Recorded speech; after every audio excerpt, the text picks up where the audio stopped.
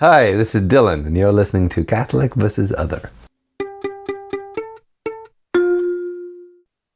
Tell us a little bit about who you are, what you believe, and why.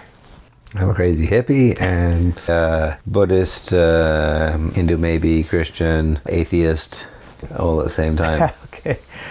So my mom is a Jew who grew up during the war in Germany, was named Maria, and went to Christian orphanages. My mother never knew much about Judaism, and they're both basically agnostic. My mom, my dad's brought up North Anglo-Irish, Northern Ireland, and went to church as a kid, but is agnostic. And I actually dragged my parents to church a couple of times, and I guess they brought us a bit when we were kids, but not really. But then I went to Catholic primary school, and I was all into Jesus and everything. I remember having my mom read me kids' Bible and all that. And so I ended up going where most of the kids at school went to, which is Loyola Catholic High School. And usually you don't get in if you're not Christian, but not baptized. I made it obvious that I did believe in Jesus and everything like that. So I got into Loyola. But my brother went to the same primary school and then went to Selwyn House, British type school, but not Catholic and not religious really. One of the interesting things is that my brother and me, our beliefs are pretty damn close. And he considers himself an atheist and I don't. But so then I wrote one essay proving God existence in school, one disproving existence. Of course, I think I failed or just passed at disproving, even though it was a much better essay. And I believe, you can hold both those beliefs. It's just how you argue it and how you define God. And I certainly believe in miracles. I don't know if my brother does. We both believe matter and energy cannot be created or destroyed. What happens with the soul. I guess I'm more open to different things, and I do believe these miracles and stuff that different people have done, like Sai Baba, and in my opinion we're definitely reincarnated. And I don't know what form. You could be reincarnated. It would mean just that your energy goes somewhere and your physical body turns into a tree eventually through the transformation of atoms in the earth, and that is reincarnation in the sort of atheist way of looking at things. Or a soul could actually, be in a dog next time, which I must say I don't really have much faith in that. But then again, reincarnation could be something throughout the whole universe, right? And to me, I don't know what you believe about life on other planets, but I believe it's pretty much infinite. There's got to be life on other planets. The church has recently come out and said that if there's human life or something resembling human life on other planets, Christ died for them too. Maybe that's part of reincarnation, or maybe the Christian idea of heaven. It is interesting that you mention it because you have a company called New Earth, right? Yeah. That comes from the Bible, right? The Old Testament and the New Testament talk about the new heaven and the new earth. Actually, I didn't really. The universe that we live in now is beautiful, right? But it will be recreated in an elevated and glorified way that'll be even better. Maybe this life on another planet is heaven, which would mean that, Hindu belief and Catholic belief is the same. Or that they're both right. They're both 100% right. I like to think that in God's plan, where we see disagreement, he sees... Well, exactly. And that's what Sai Baba preaches. And one of my things I wrote in high school, I think, was, I am the light, the truth, and the way. And only through me will you reach God. So some Christians, I don't know what Catholic Church, say, okay, see, you can only get to God through Jesus. But my response to that is, yes, but what did Jesus just in the last sentence say that he was? He is the light, the truth, and the way.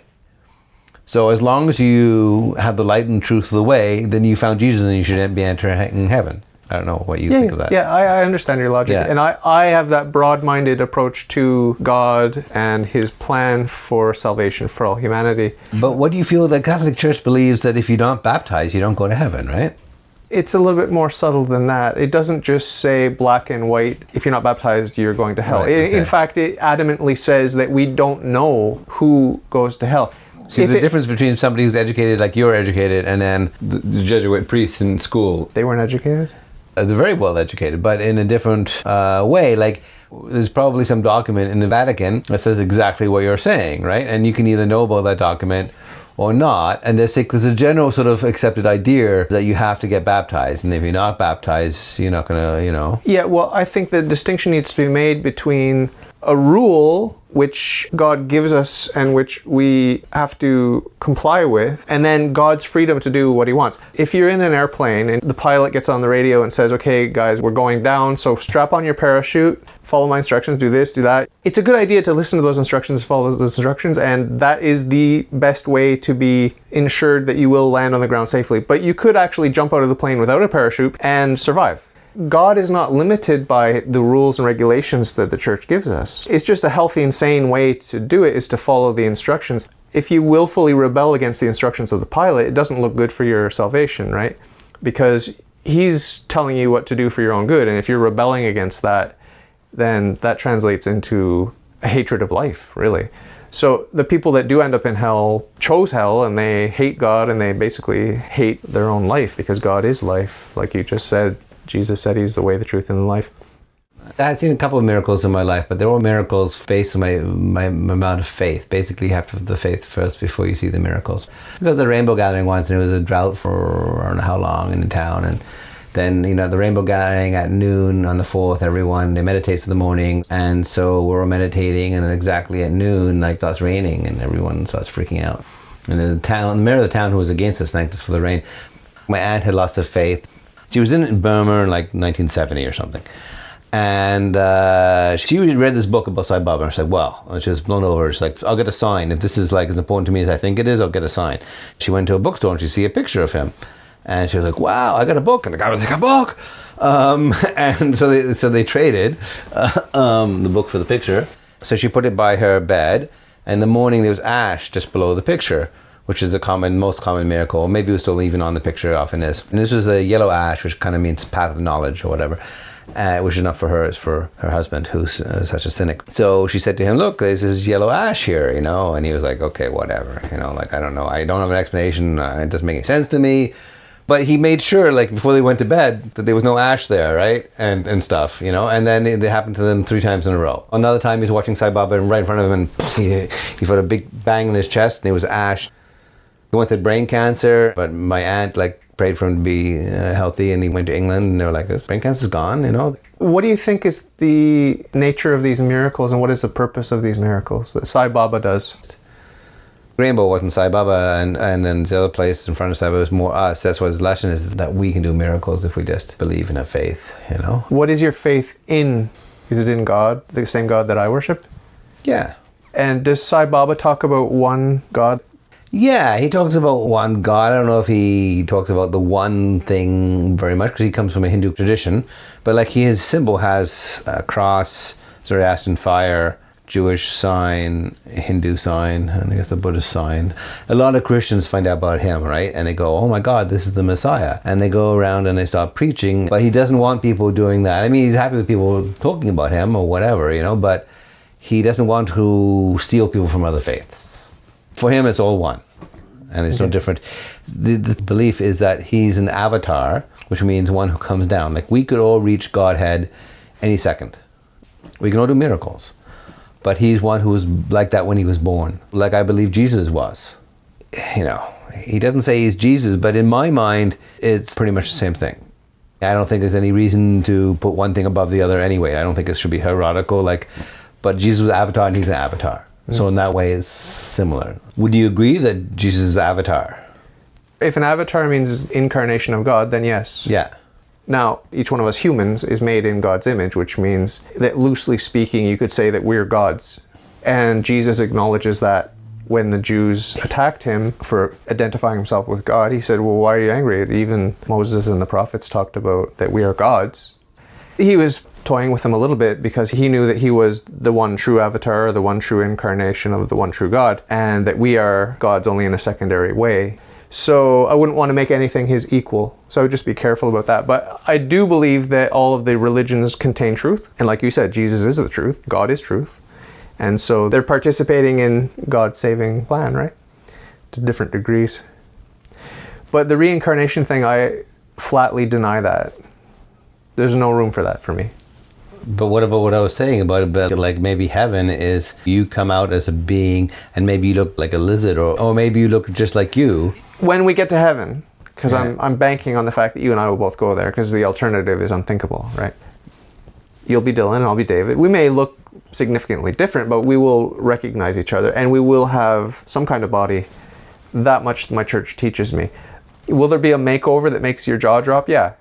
We will be dumbfounded with not only appearances, but with substance, the love and the freedom that we'll have. Because here we're limited and our style is cramped since the fall. But it'll be exciting. It'll be very, very, very exciting forever. Was there a time in your life where you had turned to God in a very innocent or naive or just simple way? Has there been a time where something good has happened and you turn to God and you just thank Him? Sure. I think as humans, go to Him more when we're in trouble and thank Him when things are good.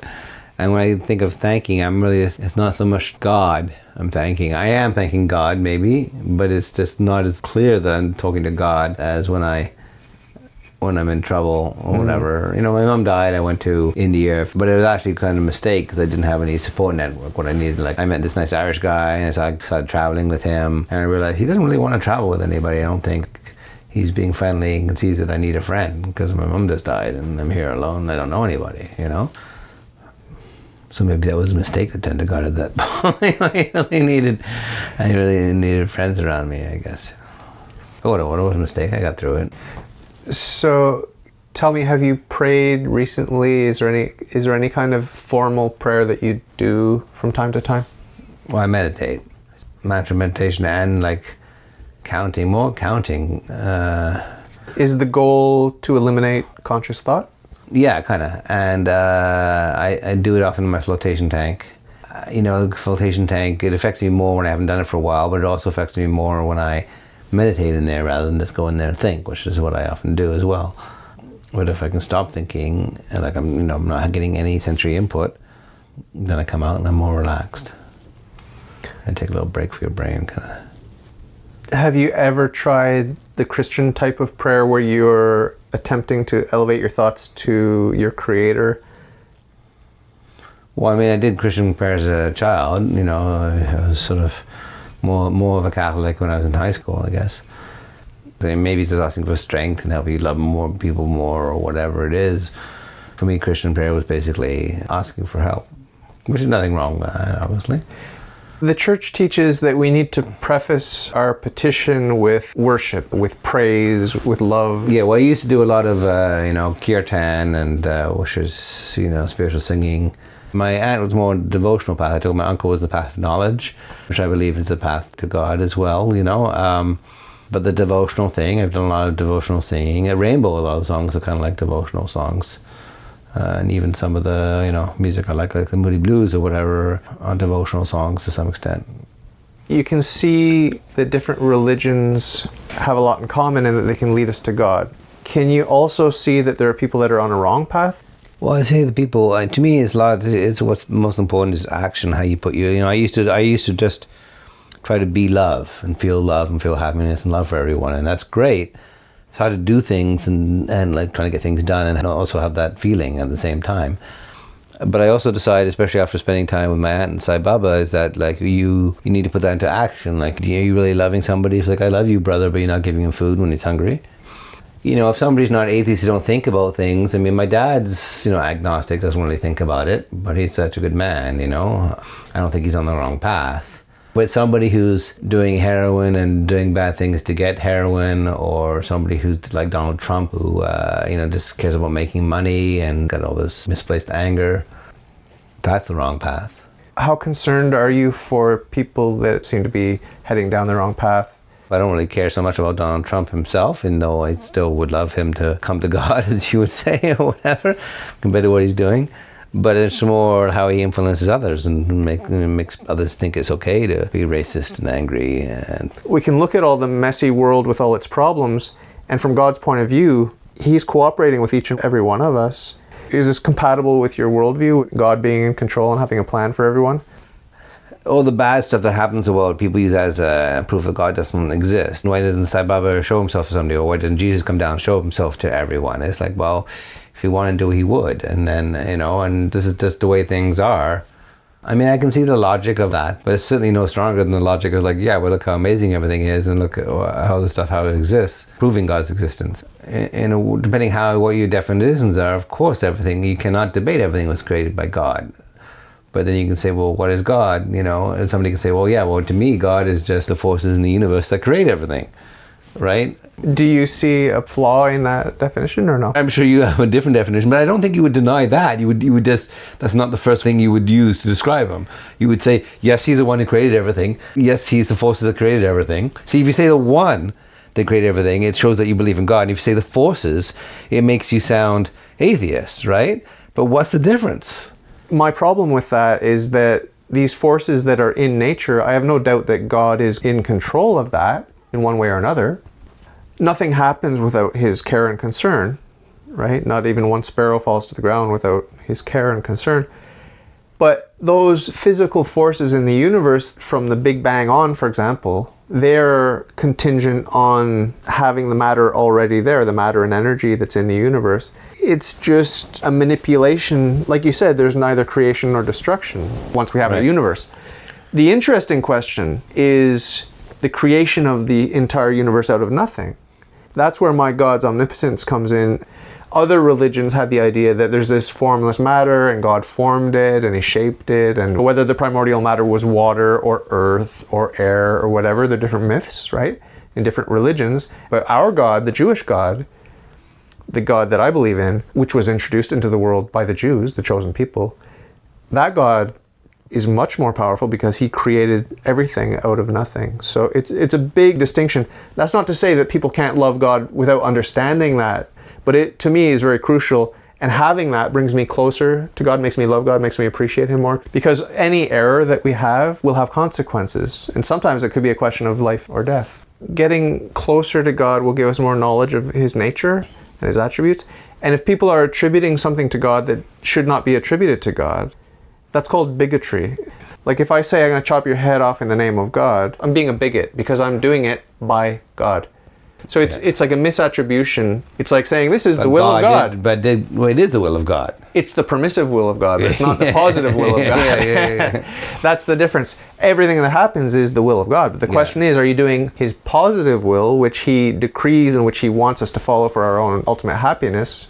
Or are we doing his permissive will, which he allows, the evil that we do, he allows it, but he can bring good out of it ultimately. But the best thing for us to do is to seek to know what his positive will is, and then to do that, and to ask his graces that will prepare us to do it and give us the power to do it and accomplish it and finish it.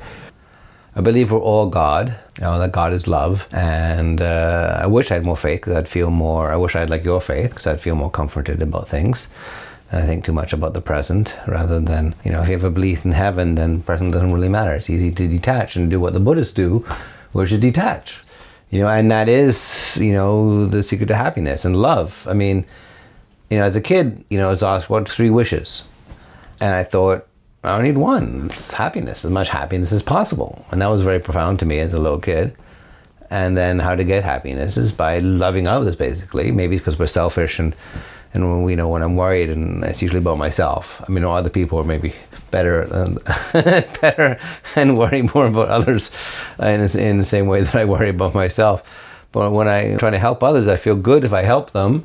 I guess it gives me ego boost too, which is not necessarily the best thing. But that's not going to stop me from trying to do it. Like I'm not going to not do a good deed because I know it's all about my ego. I'm going to do the good deed knowing it's the right thing to do and try to do it with the right feeling and heart. When you do things to help others, you feel good. It hurts you, obviously. It does help me when I see people hurting, but it doesn't hurt me as intense. I see somebody else bleeding and it's like, ooh, that must hurt. It feels bad, but it's not as bad as to myself. You'd have to be very saintly for that to be equal. Anyway, so that's my wrap up. It's a good message of love. If you like your worldview, if you think it's swell, if you got some questions, ask me and I'll tell. All you got to do is ask. All you got to do is ask.